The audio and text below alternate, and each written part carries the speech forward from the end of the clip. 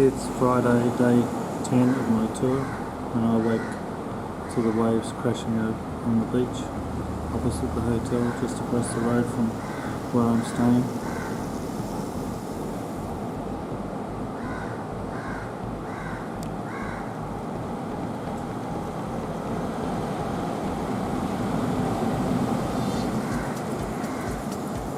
And in the foreground is the restaurant, cafeteria, where I'm going for breakfast. Breakfast starts at 8 o'clock. My room up there, 3rd floor.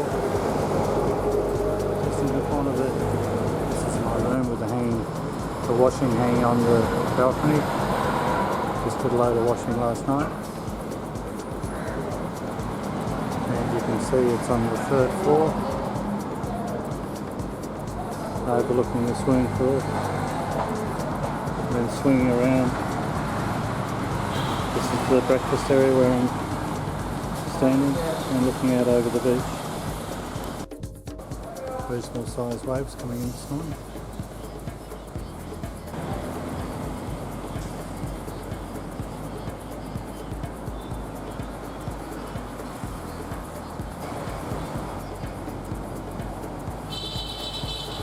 It's my 11th day here in Sri Lanka and yet to experience rain. Temperature today looks like it's going to be about 28 to 30 degrees. Start breakfast with 50-50 lemon and pineapple. So my tip is whenever you travel, always have breakfast included because they're massive breakfasts. This breakfast actually someone came up wanted to purchase. It was $10. It's included in my price, which I think the room was only about $30 a night. My breakfast includes 4 pieces of toast, 2 fried eggs, baked beans, tomato, pancakes, even cake, 2 sausages, tea and coffee. So a massive breakfast to get through, lasts me all day. And of course I forgot my plate of fruit, which consists of, it's Neville's birthday today, so happy birthday to Neville. Happy birthday, Neville. Surprise, eh? Yeah, of course. Why not? It's nice here. Okay. Now I'm on the other side of the bay. That white building over there is where we're staying. And I'm surprised there aren't people out here surfing.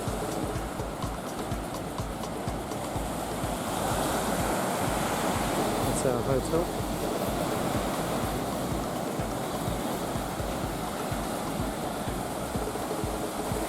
Good right hander down here.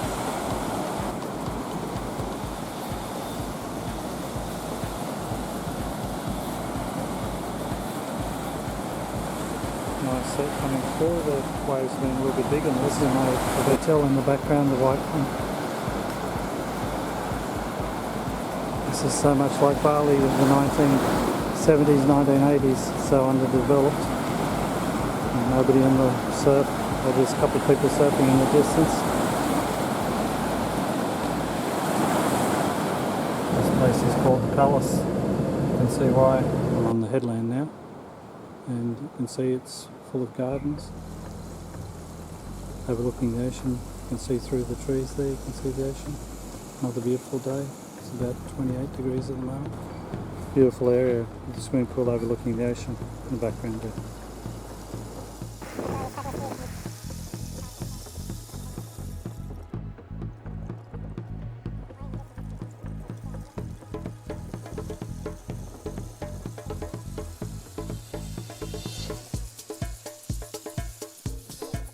We actually counted 9 ships on the horizon.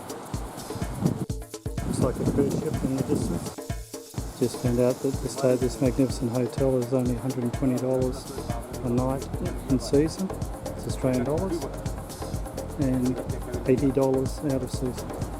They have no guests here tonight. And no guests last night or the night before. They've got 17 chalets like the ones I see down here, overlooking the ocean. So this is the entrance to this hotel. It's one of many along this beachfront, and this is the view and how far away you are from the rolling waves and the beach. And they can't even get guests to stay here. It's been vacant for a week. And this hotel is called Number 1 Mirissa. This just walking into it. You can see the waves crashing in the background, just over the balcony here.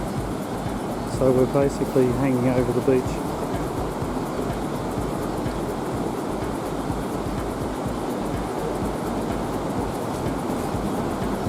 And beautiful settings like this, beautiful hotels, and they can't attract guests. Foreigners have been scared away by their governments. Only ones that have been running into 20-somethings, backpackers, people making their own way around the world. But the majority of tourists have been scared away by warnings. Yet there's no shortage of fuel, no shortage of food, and there certainly isn't any political trouble at the moment. So it's very sad that Sri Lanka has been affected by all the negative publicity, which is unfounded. Everything's so cheap here. Meals around $5-6 you can have a 3-course meal. In the distance is the hotel where I'm staying, the white one on the beach there.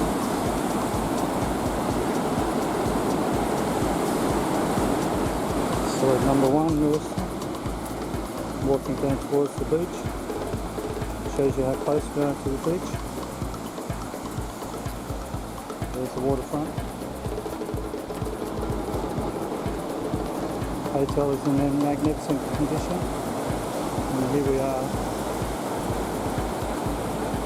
See the beautiful waves in the background there. Surfers would love these waves. Nobody's surfing them because nobody's here.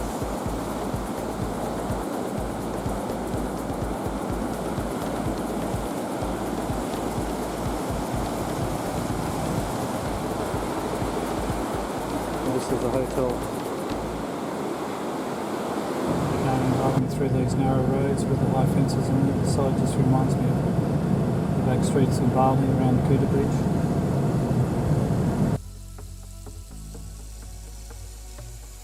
Didn't realise that Sri Lanka had such good waves and was really a surfer's paradise. Not very big waves here, not like the last spot I was at.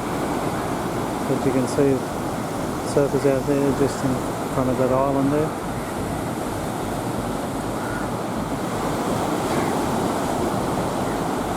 There's 5 board riders out there. This is the location of the hotel on the island. Not sure how you get across to it. And you can see if we zoom in a little bit. See the hotel there, all on its own on the island. It's called the Marriott. But, I assume they have a little boat or something taking you across. But you can really walk.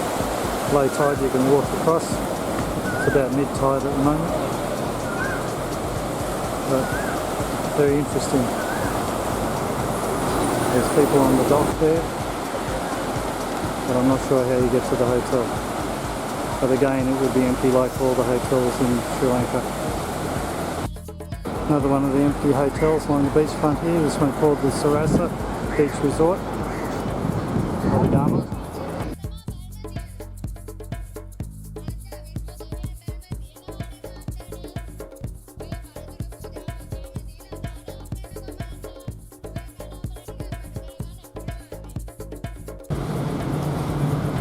Drive along the coastline outside Mirissa.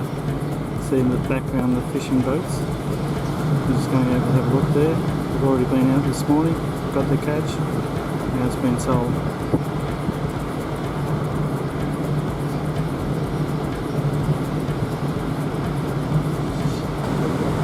So we're travelling along the coast and run into this fishmonger. Quite a few of them along this area. The boats have been out already this morning. That's about 42 level fishing harbour here.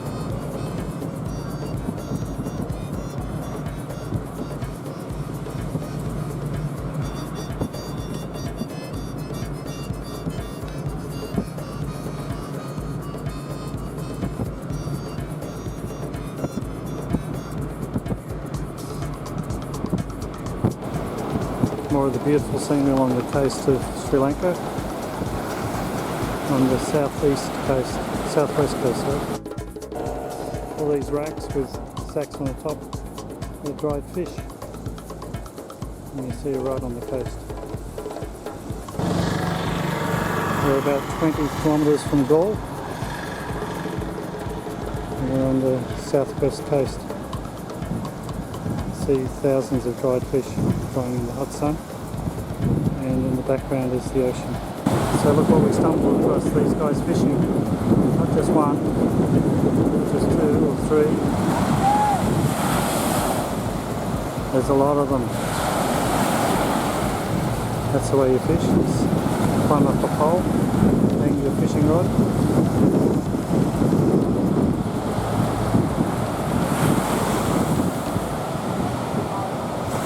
couple of guys coming in.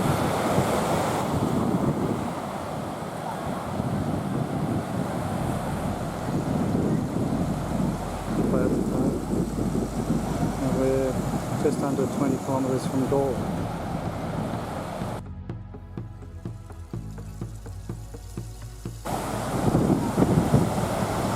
Just counted, there's actually 35 fishermen out there.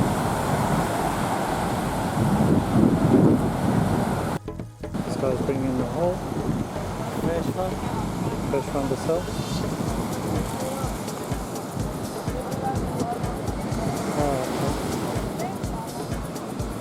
So he's had a good morning. Some little herring. So this boy said he's been fishing since 7 o'clock this morning, so it makes about 4.5 hours, and he's got that bag full of fish. Wish I was that lucky. So obviously this is a productive area to catch fish.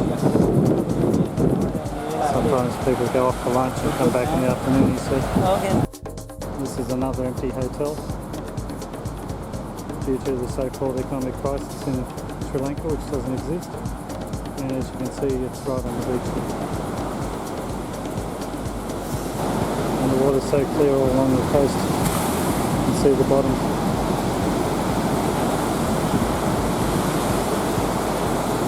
Reminds me of the north coast of Hawaii, or Oahu. We just drove up into the hill, drove up into the jungle, and we're going to this jungle beach, which is down this track here. Neville's already had it off.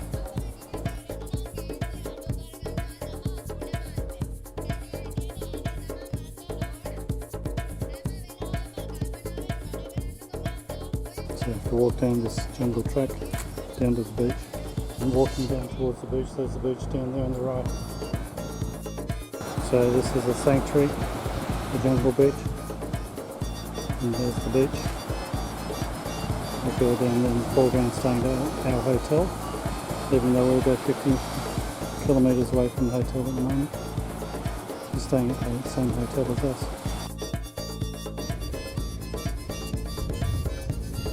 So from this bay we can look across, from this beach we can look across the bay and across to Galle Fort, which is in the background there.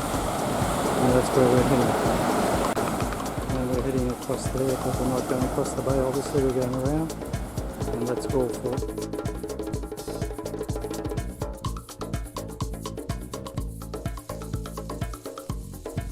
It's about 32, 33 degrees. I just walked up and down this hill, about 15 minutes down, 15 minutes back uphill. So this is Galle Fish Market. Operates from 6 o'clock in the morning, and they bring the catch. At the moment we're driving through Galle City, heading towards Galle Fort. There's a game of cricket on over there, so we're going to have a look at that. Well, I know that Galle Cricket Club. Come to watch some Sri Lankan cricket. It's a 3-day game. Buses outside the cricket ground. In the background is the Galle Fort. Said to be one of the most picturesque grounds in the world. There's the wall around the fort.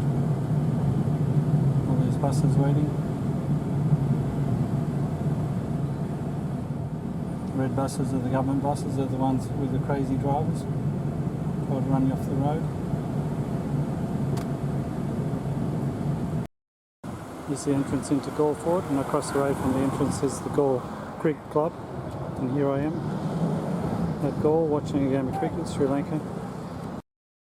This is the ground where Australia played Sri Lanka in Test match and I think 3 one-day matches.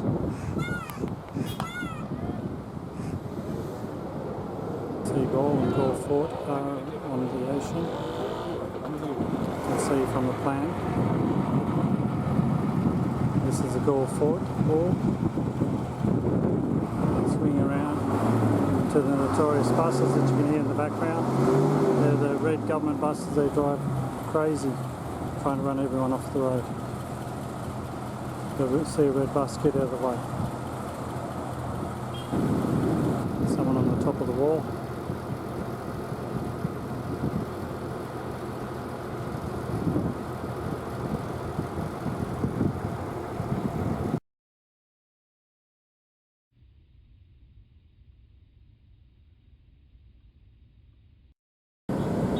Going inside the fort now, Galle Fort. It's the big wall surrounding the fort.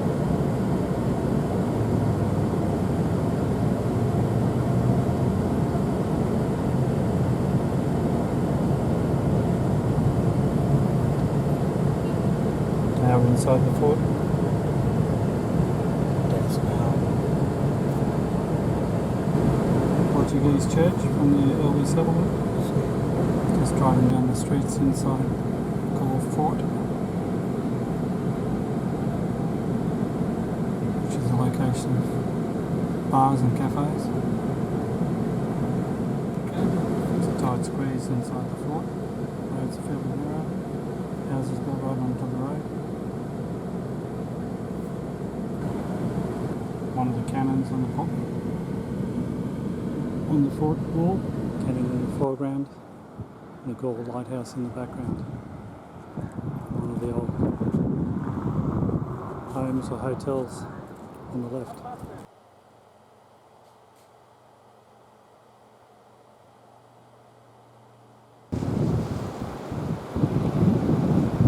Standing on the wall, looking at the harbour. Swing around here, it's a beautiful breeze. It's about 30 degrees, but there's a nice cooling breeze here, standing on this wall. Swinging around, looking at the rocks, good to see.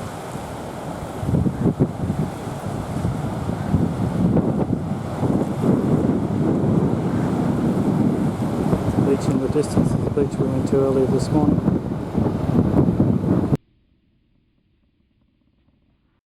So they're walking up the wall. Apparently from the top of the wall here some of the kids jump off into the ocean below. I don't think Neville's going to do that. As the sign says, crazy jumpers jump off here. You'd have to be crazy. It's very high. I don't know how deep it is down below. And we're looking along the wall, looking north. Here's Daredevil Neville, who was thinking about jumping down here, and this is where you jump. Quite deep there, but still a bit crazy. There's Neville playing silly poker, standing on the edge of the wall with about a 20-metre drop in front of him. See a fishing boat just out there past the rocks. Looking back at the wall, there's the cannon, the lighthouse, and across the bay there is Jungle Beach. That sandy spit that you can see there, and then the Buddhist Brigade on the right. Looking down the Portuguese-inspired streets, and then there's the wall. Call it the Dutch Wall. So we just stopped here and Neville's going to get some drinks. Quite hot today. Outside the car, 32 degrees. Quite pleasant because there's a cool sea breeze. This was the old jail inside Galle Fort. It's opposite the courthouse. Part of the jail. This is the original entrance into Galle, to the fort.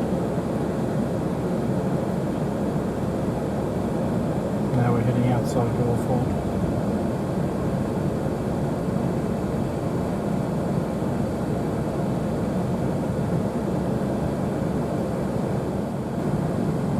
Where the tsunami hit Yeah.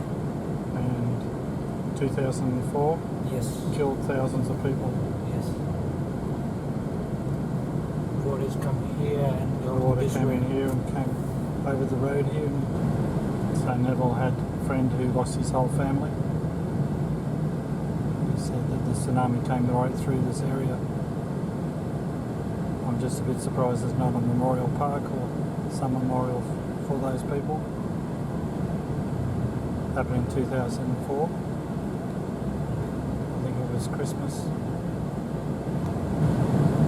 So the main damage for the tsunami was in Galle, not Colombo, not any of the other areas. So this was the main area affected by the tsunami, which surprised me because it's in a bit of a bay here. But the tsunami must have come up the bay and across the walls and hit all this area here on the left. Some more of the beaches along the southwest coast, Sri Lanka. See some people in the distance having a swim. Surf's fairly flat here. Wide open beach. Some offshore rocks there. It's about 30 degrees at the moment. There's a very strong sea breeze, which is nice and cool. So it's very comfortable. Certainly not like it was described in the forecast of weather. Had no rain for 11 days. Driving along the beachfront, Neville noticed a car on the side of the road. It belonged to his mate, so he just stopped. He's gone to visit him. Being Neville's birthday today, he's probably inviting him to the party tonight. This fella's got family in Melbourne and also family on the Gold Coast. Yep. So we're not too far away from home. I've just been to the cricket. I watched cricket in Galle. I did So not it's nearly 3:30 and we're back at the hotel. My room up there, 3rd floor, just in the corner there. It's now 27. We're heading over to the hotel lobby to cut Neville's cake. He turned 43 today. I bought him a cake. He doesn't know I bought it. Told him the hotel bought it from him. So we've got to stop the coastal breeze coming in. Birthday, dear Neville. Neville. Happy birthday. And he's away from his family. It was his 20th anniversary yesterday too that he missed. Wedding anniversary yesterday. He missed it, he spent it with me. Well, happy anniversary. Thank you, Mom. But I missed my wife as well.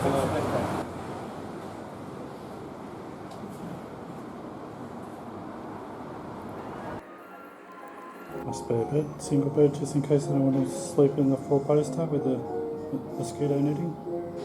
I can sleep on this one. So I've got a choice, either the king size bed here or the single bed.